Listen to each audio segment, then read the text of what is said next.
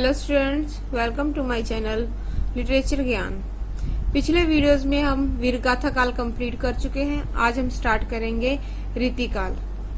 आज हम करेंगे रीतिकाल का नामकरण। इसका प्रश्न है, रीतिकाल के नामकरण की सार्थकता पर प्रकाश डालें। उत्तर, हिंदी साहित्य के 200 वर्षों का समय संवत 1700 से 1900 तक रीतिकाल के नाम से जाना जाता है। आचार्य शुक्ल ने हिंदी साहित्य के मध्य काल को 2 भागों में विभक्त किया है। पूर्व मध्य काल अर्थात भक्ति काल, उत्तर मध्य काल अर्थात रीतिकाल। उनका ये विभाजन कुछ अर्थ रखता है। वस्तुत साहित्य प्रवृत्तियों के विकास में जब मोड़ आता है तभी एक नवीन प्रवृत्तियों का काल माना जाता है। इससे अभिप्राय यह नहीं है कि थोड़े अंतर पर होने वाले कुछ प्रसिद्ध कवियों के नाम पर साहित्य का अनेक भागों में विभाजन कर दिया जाए, बल्कि नामकरण करने से पूर्व यह भी देखना होता है कि प्रवर्तक कवि का प्रभाव उस समय विशेष के सभी सामान्य कवियों पर पड़ा है या नहीं। इस प्रकार काल विभाजन का कोई पुष्ट आधार होना चाहिए। मध्य काल के आरंभ में भक्ति धारा प्रवाहित हो रही थी। संवत 1700 के लगभग उसमें एक नवीन मोड़ आया, जिसे रीतिकाल की संज्ञा दी गई। साहित्य के इतिहास का काल विभाजन कृति, कर्ता पद्धति और विषय की दृष्टि से किया जाता है। कभी कभी नामकरण के लिए किसी दृढ़ आधार के उपलब्ध न होने पर उस काल के प्रमुख तथा प्रभावशाली साहित्यकार के नाम पर भी नामकरण किया जाता है, जैसे भारतेंदु युग, द्विवेदी युग आदि। कभी प्रमुख पद्धति के आधार पर भी काल विभाजन किया जा सकता है, जैसे संवत 1700 से 1900 तक रीति पद्धति का विशेष जोर रहा है। इस काल में प्रत्येक कवि ने रीति के सांचे में ढाल कर रचना लिखी।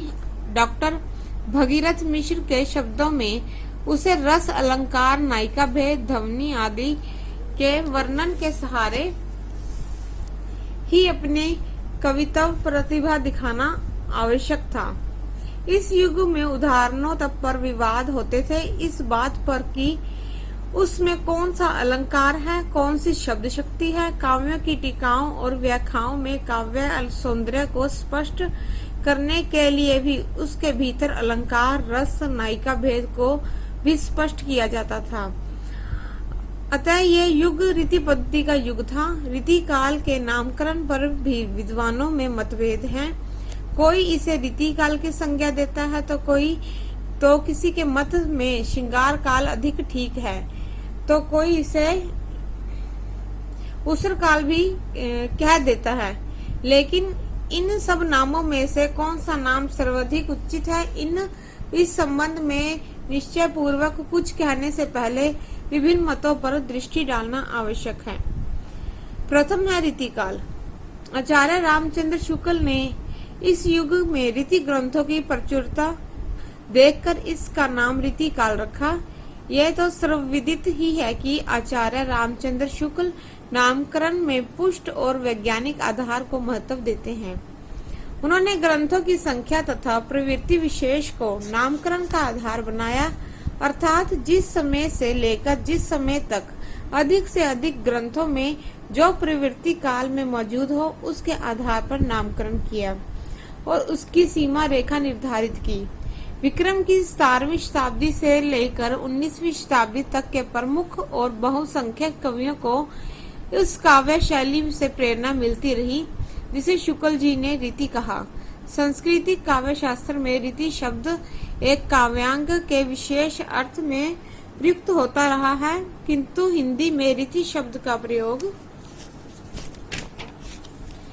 लक्षण ग्रंथों के अर्थ में होने लगा। आचार्य रामचंद्र शुक्ल को यह रीति शब्द बंधे बंधाए इसी अर्थ में प्राप्त हुआ था।